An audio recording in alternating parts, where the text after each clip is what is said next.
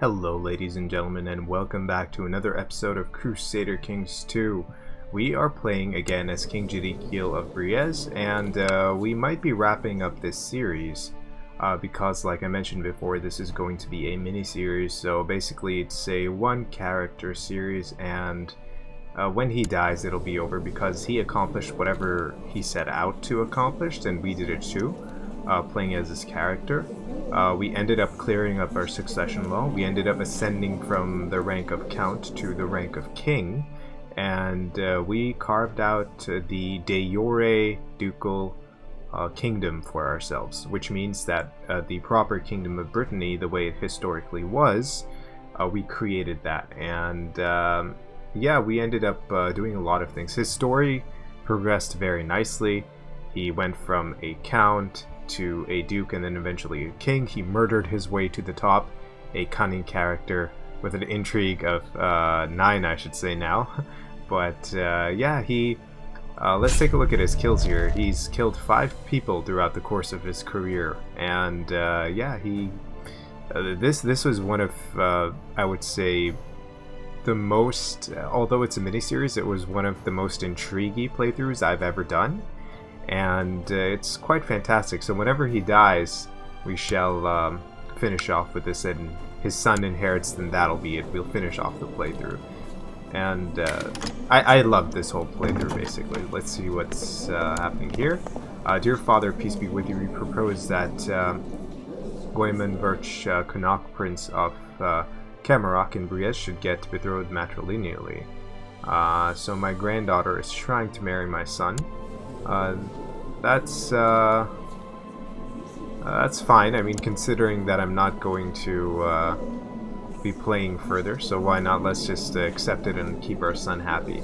Now, one thing I forgot to mention over the course of this character's career was that our wife and child got kidnapped by Vikings, and then we had a whole rivalry with that Viking, if I remember correctly. And yeah, it was very funny because this thing has never happened to me before in Crusader Kings. So we had to find a new wife and a new heirs and whatnot. And yeah, he ended up dying though, and we made him as a special character of interest. And because of that, like, he ended up dying, and we ended up getting our revenge on him that way. So technically the kills should be 6, not 5, but he ended up dying in, I should say, indirectly, through other people's hands and not through ours. So as we survey Europe right here, let's see, Denmark is quite spread out, I would say. They're conquering, they have conquered northern Scotland and northern France, I should say, bordering on the Holy Roman Empire. Our relationship with the HRE is very good. Okay, I don't need to know about that. France, of course, is our mortal enemy, and we had a war against France in which we won, might I remind you. And we have lots of allies too, so this playthrough has been very successful on our part. And I wish this dynasty the best in the future. But anyway, it's not over yet until we die, so let's see what else can be done right here. We are at peace. We have a truce with France, so we can't have a war with them. And the Umayyad are expanding, but France has got a foothold here in the Umayyad dynasty's land. Galicia is formed yet, so or I said hasn't been properly formed yet, but they are still fighting them off. Navarre is holding out, has a strong kingdom here, although they have 1 county worth of land, but they're doing their best. And Arles right here is also trying to keep itself separate from France as much as they can. So France is not in a good position, I might add. And to the west, of course, you have us. So let's see, you are sitting on the floor of your bedchamber wearing one of your shoes as a hat, when suddenly a man-sized gopher enters. Oh yeah, and we ended up becoming a lunatic as well. I forgot about that. We are a lunatic, so this playthrough has been very funny, I should say. I can maybe change my focus from hunting to war, or family carousing, seduction.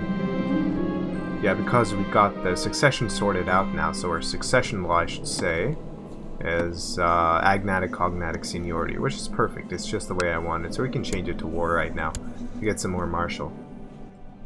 I've thought it over and I cannot be the father of my wife. That beseems me. Let's hire somebody to find out. And usually it's not the case, but I can go into hiding. People are trying to kill me. Let's see here. No, Conan is trying to kill Charles, our spy master. He's a powerful vassal. Let's ask Conan not to do that right now. I've invited people to my court to take part in a war game in which we practice. This will be fun. So let's see. As we assign tasks for the war game, we decide that Charles will defend with me while Count Maroc will be leading. Oh yeah, and Count Maroc, our steward, yeah. Okay, you'll be leading the forces. So let's see how this goes. Okay, my son, he said that my demand is just and his scheming was obviously misguided, so hopefully he's learned his lesson. At the beginning of the war game, your enemy decides to do a strong frontal assault towards your central flank. Use all means necessary to reinforce the center. That's the logical answer. The enemy forces of Count Maroc are keeping up with the pressure on the center, while a group of enemy cavalry shows up behind your line. Charles suggests that we should make sure the center flank is reinforced. Break off a large unit from your side flank to combat the cavalry, or scramble together a small force. Focus your efforts on the center. Let's see what happens. Oh, and the maid I hired to gain my wife Melisandre's confidence has not found anything suspicious. That's a relief. I guess we're a bit paranoid and we're a bit... are we paranoid or... No, we're just a lunatic, so... And we have the Great Pox too. So... Let's see how this pans out. As we were unable to stand up to cavalry, your opponent had free reign to charge your center with the forces split up. Good game. We lost 10 prestige, but nothing too major. Let's see if we can... ooh, we can end up getting more levy and more tax. Fantastic. So we are upgrading to Castle Walls level 2. That will help our dynasty in the future, if I live that long. If I don't, then this has been a fantastic playthrough. Let's see what we have in our treasury here. We have a falchion, which is quality 1. The Seal of Solomon, which is quality 4, which is fantastic. And the Finger of St. John, which is quality 2. Anything quality 2 and above is basically worth having in your inventory. Quality 1 not so much, but then again, I remember that we didn't have enough gold for the sword, so it's fine. For now, it shall do. By calling in the favor, Duke Hole has forced you to start a vote on the tax-shifted noble obligation law in Briez. So our Chancellor has is wanting us to vote. Go into hiding in order to greatly... Yeah, he's a lunatic, so he's always thinking that people are trying to kill him. Let's see, he is wanting my vote. Let's go into our... Ooh! Right before that, the HRE is in a war against... Who are they? Honor, obligation, call to arms against... Thrugon of the Holy Roman Revolt. So they have a revolt on their hands. Let's see here if we can pinpoint their revolt. We can't pinpoint their revolt right now, but we have to accept it either way. Oh, the vote's right here in northern Italy. So, okay. So let them fight off their revolt and whatever happens, happens. I'm not going to contribute this time, like I did before. Try to imprison Duke Cole the Usurper. We have a 40% chance of success based on our... So what is he trying to do? Kill Tutor de Carez. Who is that? Who is he trying to kill? My Marshal. No, I'm not going to bother with that right now. Just let him do whatever he wants to. And another daughter was born to King Jedikiel of Briez and Queen Melisandre the Wise, named Bertissa. Ooh, Bertissa. Nice name. So we have quite the dynasty going on here now. She is not married yet. Not betrothed, I should say. So she is, I believe, the only child of ours that is not betrothed. So let's actually fix that soon.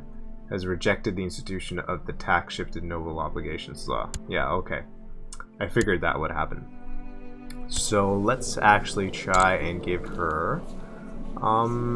let's give her etiquette. And that way she'll have more intrigue and more diplomacy. And let's see who we can betroth her off to. Let's actually try the matrilineal path, shall we? So that whoever is married to her is from our dynasty then. Let's see, there's a Scottish guy. Strapping young lad, 13 years old. He's baptized by Pope Leo. And playful, curious, trusting. And he's in the kingdom of Briez. But will this give us a... No, this won't give us non-aggression pact. But then again, our dynasty will. Might as well want to go with some more pacts. Let's see here. Bohemian guy. Let's see here. He is a bastard, though, so... or illegitimate child, I should say. And, curious, fussy...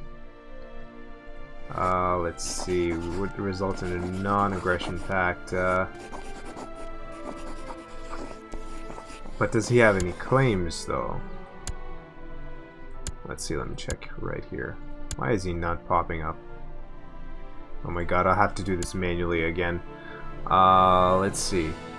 Where was he? For some reason, he's not showing up, and Crusader Kings does not want to comply with me right now. Well, we will try and see what claim he has. Right here. This person holds claims to these titles. Moravia, okay. So our truce is expiring. We might be able to go to another war with France as a last hurrah for this character. Let's actually try and see in the Kingdom of Arles, or in the Kingdom of Lotharingia. Well, they might be defending against, they're in a defensive pact. Maybe we might be able to try and betroth our daughter off to him. It would result in another non-aggression pact, but matrilineally, and she would accept a matrilineal marriage. Okay, let's do that. Fantastic.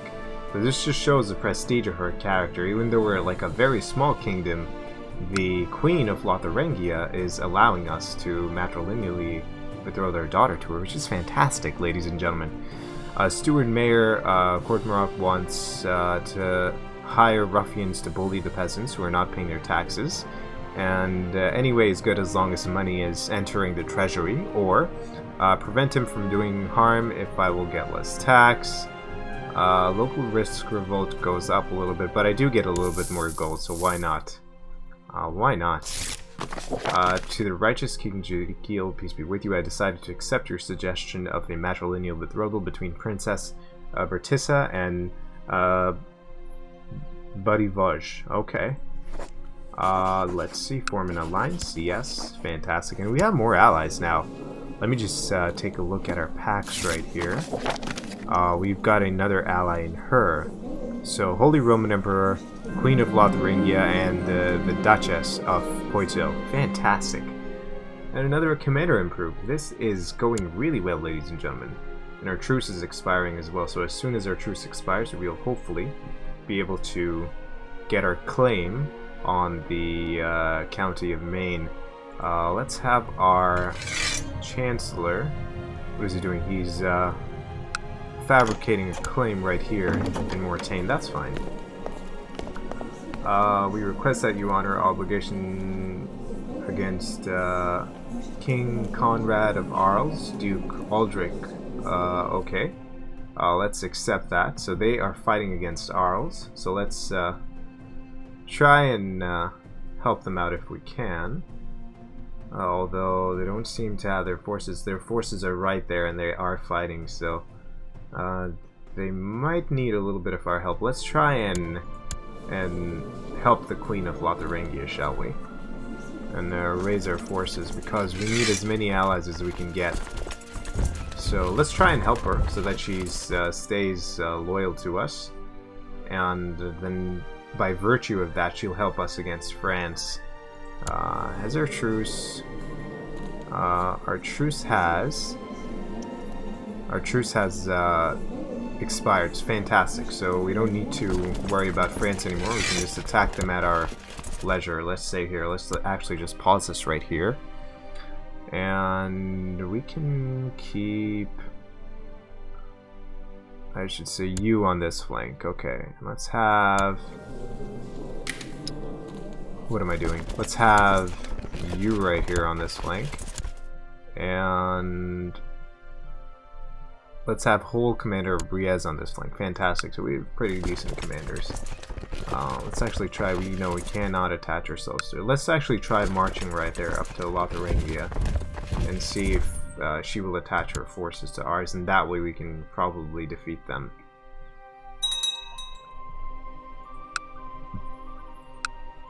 And what else can we improve right here in our kingdom?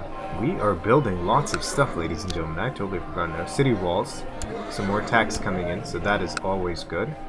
Upgrading city walls is one of the most key things because in the beginning, because you get lots and lots of levy and lots of tax out of them. So let's so our son, Prince Ken Marak of Briez, let's see here. He has got decent diplomacy and decent intrigue, so maybe etiquette is the best focus for him. Let's go with that there. In my studies of warfare, I've come to realize that clever tactics on the battlefield is the only part of the story. There are other disciplines of equal importance. Okay, inspire men and they will invade hell for you, so I can become an inspiring leader. Or it's not glamorous, but wars are won through sieges. I could become a siege leader. Or armies must move with speed. Organizer is always good. Men fight, but God decides who wins. Holy warrior. Okay, for this I think I'll go siege leader, since we're on mainland Europe, and in mainland Europe you need to move fast if you have to do anything. So let's go for siege leader, why not? So that our army can move around the map faster, and hopefully that way we can do something. So let's have her attack into them first, and once she does, then we can let's see here, we can march up there. And once she does, then we can move up and hopefully help her. There we go. Oh, and we are sieging down those holdings too. Let's see, the war is 90% in her favor though. That's fantastic. So we've pretty much won this war already. I mean, why not? And so far it has been going really good. Let's see if we can build up any other thing here. Castle, fortifications in our own realm. Some more castle fortifications. Victory, fantastic. I could hear someone sneaking around inside and believed it to be a burglar. When I went downstairs, I discovered Fracken's opening one of my letters. So my son is opening one of my letters. I'll teach him to be less noisy, and I can get the cruel trait. Or he could use some practice reading. You'd lose 10 prestige. So in this case, let's lose 30 prestige. It's fine. We're not going to play as a cruel character. I mean, our time is pretty much up anyway. So it's not like... And who is fighting us? Army of Mayor... What? Oh, it's the Holy Roman Revolt. How did they get up here? I lost my train of thought, ladies and gentlemen. With reading all these notifications, I just totally forgot to move my army. Anyway. Commander lost. During the Battle of Kaluan, the enemy cornered my commander, Daedol, Terithian Daedol. He was cut down with ease. The symbols of high rank on his uniform apparently went unnoticed until a soldier stumbled over his corpse. Another one bites the dust. Lose 10 more prestige. And then I have more titles to grant. Obviously, I lost a commander there. So let's actually stand our forces down now, shall we? As soon as we retreat, I should say. But why is the Holy Roman Revolt passing through here? It shouldn't be doing that. Your Marshal, Crusader Kings has come to you with a suggestion, my lord. It is, in my opinion, that Count Charles of Retz would make an excellent military commander. I suggest we make use of his talents for the good of the realm. Let's see. He is a good marshal indeed, but he is deceitful, and he's brawny. He's cruel, patient, paranoid, brilliant strategist, and a defender. Very well. Let's do that. Let's make him a commander. Let's, how's our own marshal, actually? Let me go into my, council right here. Our own marshal is pretty good as well. He should be training troops here, though. Okay. There we go. And we can probably... Where is our army? Let's actually call them back home. Why not? Yeah, let's just recall our forces because we don't need to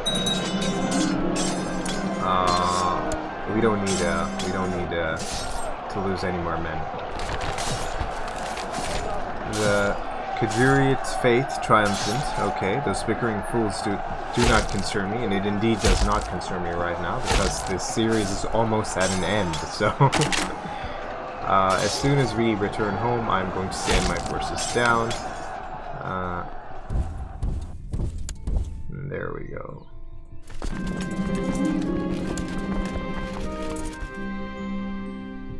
Yeah, as soon as their shattered retreat is turned off, I can march my forces back home. This shattered retreat is a bit annoying, but it does make sense for gameplay reasons. The reasons why I leave it on is because sometimes in history, the armies would retreat, and they would be beaten back further enough as to going into different kingdoms and different realms. So, shattered retreat does make sense historically. So that's the reason why I leave it off. And a son was born to hold map Conan. Fantastic. So our son Conan is furthering our dynasty, which is great to know. I would love to play this character for, or I should say this whole dynasty for more episodes, but it seems that the interest in the series is dying, so I thought I might as well wrap it up right here. The Holy Roman Revolt League Independence War has ended. Kaiser Otto of the Holy Roman Empire lost. Okay. Let's march you guys back home as soon as we can. And let's take a look at our packs now. We still do have some packs though. The Holy Roman Emperor is again requesting our help. We request that you honor our obligation to answer this call to arms against King Godzello of France and Jarl Toast of Pomerania. I will accept that. But unfortunately, I cannot spare you any more men. Or, I mean, I could try and siege down some small counties anyway. I mean, I could at least try and do that. And maybe the Holy Roman Emperor might be happy with us. Let's see how much does he like us right now. He likes us by 100. So that is fantastic. Can't have any more options with him, but we could. Let's see here. Ooh, and you have the Tsar Boris, the Shadow of Bulgaria. Fantastic title right there. One of our counselors left, or advisor. Let's have one of our vassals as our advisor right there. There we go. We might be able to march down here and try and siege this down for him. No, we can't. Let's actually stand down our forces.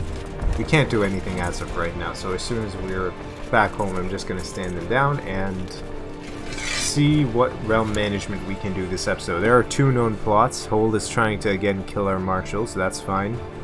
He's a good marshal, but I'm not going to imprison my son because something might have happened that he's trying to kill him. We do not know the cause of that. Let's see here. Salomon is trying to kill Bjornfled. Okay. Bjornfled. And she has a weak claim on the county of Gwent. So he's trying to kill some Anglo-Saxon lady right there. whole map. Conan, okay, my courtier. Let's see if we can build some more stuff. A castle shipyard, no. We can have the city guard or some more castle fortifications. Let's see if we can build some more holdings right here. We can have a militia training ground, some stables, or some castle fortifications. Let's go with the militia training ground for now. And hopefully this episode has been enjoyable. If you guys do like it, please do like and subscribe as always, as it does help the channel grow. And I will see you guys next time.